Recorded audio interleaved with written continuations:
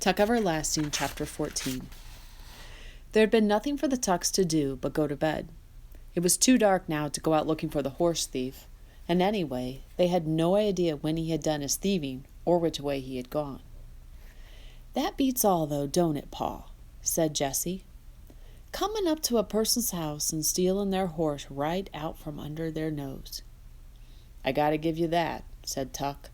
"But the question is, was it just some ordinary thief? Or was it someone that had some special reason? I don't like it. I got a bad feeling about this whole thing." "Hush now, Tuck," said May. She was spreading a quilt on the old sofa, making it into a bed for Winnie. "You're too much of a worrier. There's nothing we can do about it now, so there's no sense fussing. You got no reason to think there's anything peculiar about it anyway. Come on, we'll get a good night's sleep and figure it out in the morning when we're fresh. Boys, up you go, and don't get talking. You'll keep us awake. Winnie, child, you bed down too. You'll sleep first rate on the sofa here." But Winnie did not sleep at all, not for a long, long time. The cushions of the sofa were remarkably lumpy and smelled like old newspapers, and the chair pad May had given her for a pillow was thin and hard and rough under her cheek. But far worse than this was the fact that she was still in her clothes, for she had firmly refused the offer of May's spare nightgown, with its seeming miles of faded cotton flannel.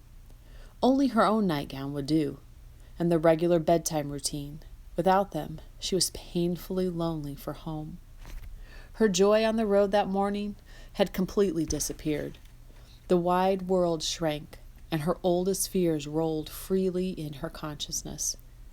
It was unbelievable that she should be in this place. It was an outrage, but she was helpless to do anything about it, helpless to control it, and exhausted by the conversation in the rowboat. Was it true? Could they really never die, these Tucks? It had evidently not occurred to them that she might not believe it. They were only concerned that she keep the secret. Well, she did not believe it. It was nonsense.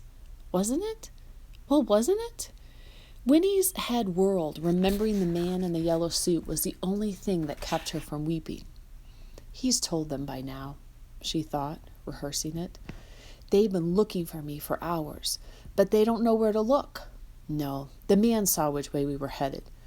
Papa will find me. They're out looking for me right now." She went over it again and again, lying wrapped in the quilt, while outside the moon rose, turning the pond to silver. There was a hint of mist now that the air was cooler, and the frogs talked comfortably.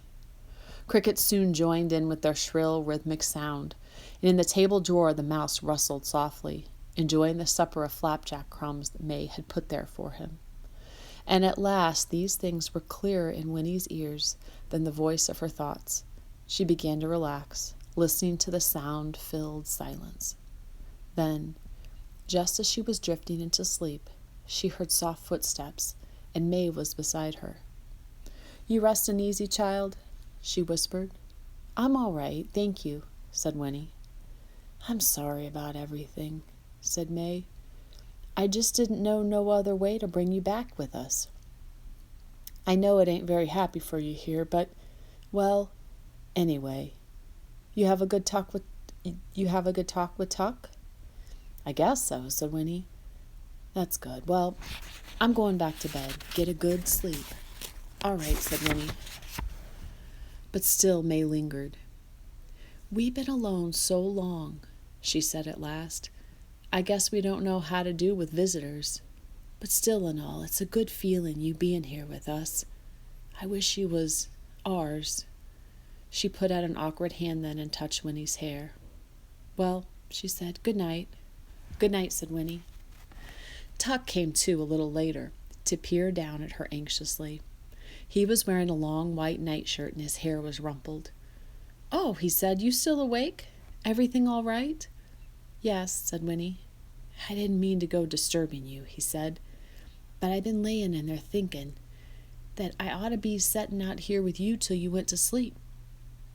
"You don't have to do that," said Winnie, surprised and touched. "I'm all right." He looked uncertain. "Well, but if you want something, will you holler? I'm just in the next room. I'll be out here like a shot. And then he added gruffly, "It's been quite a time since we've had a natural growing child in the house." His voice trailed off. "Well, try to get some sleep. That sofa there, I guess it ain't the kind of thing you're used to." "It's fine," said Winnie. "The bed's no better, or I'd switch with you," he said. He didn't seem to know how to finish the conversation, but then he bent and kissed her quickly on the cheek and was gone. Winnie lay with her eyes wide. She felt cared for and confused. And all at once she wondered what would happen to the Tucks when her father came. What would he do to them? She would never be able to explain how they had been with her, how they made her feel. She remembered guiltily that at supper she had decided they were criminals. Well, but they were, and yet... And then a final visitor made her confusion complete. There was a creaking on the loft stairs, and Jessie was looking down at her, very beautiful and eager in the faint blue moonlight. "Hey, Winnie Foster," he whispered. "You asleep?" And this time she sat up, pulled the quilt around her in sudden embarrassment, and answered, "No, not yet." "Well, then listen." He knelt beside her, his curls tumbled and his eyes wide. "I've been thinking it over. Pa's right about you having to keep the secret. It's not hard to see why, but the thing is, you knowing about the water already and living right next to it so as you could go there any time, well, listen. How'd it be if you was to wait till you're 17, same age as me? Heck, that's only 6 years off. And then you could go and drink some. And then you could go away with me. We could get married even. That'd be pretty good, wouldn't it? We would have a grand old time, go all around the world, see everything. Listen, Ma and Pa and Miles, they don't know how to enjoy it, what we got. Why, heck, Winnie, life's to enjoy yourself, isn't it? What else is it good for? That's what I say.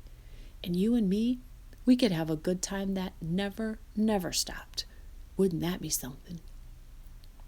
Once more Winnie adored him, kneeling there beside her in the moonlight. He wasn't crazy. How could he be?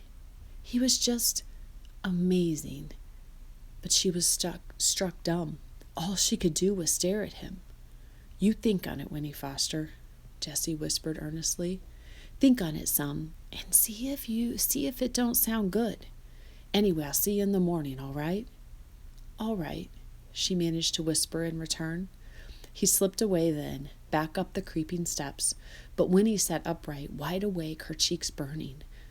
She could not deal with this remarkable suggestion. She could not think on it, for she didn't know what to believe about anything. She lay down again finally and stared into the moonlight for another half an hour before she finally fell asleep.